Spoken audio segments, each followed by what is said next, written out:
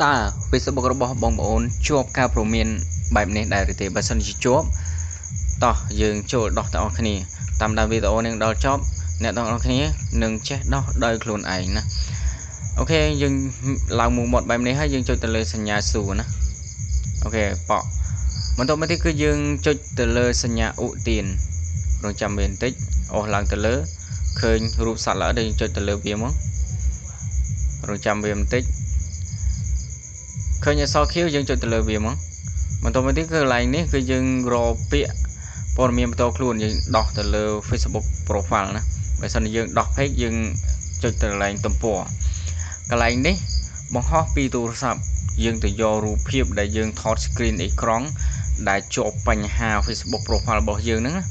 អូខេកន្លែងនេះយើងចុចទៅលើរូបភាពដែលយើងថត screen ហ្នឹងណាកុំបញ្ញាប់ពេកបងប្អូនមួយកុំបញ្ញាប់អីអាច screen ឡើងលើបានអូខេ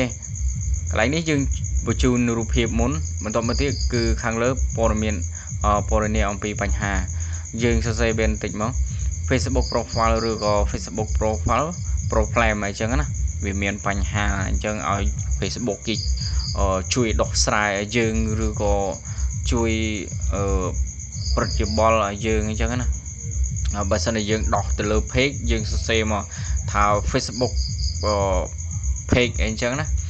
page Facebook page problem អីចឹងណាអូខេយើងឃើញទៅលើខាងលើមាន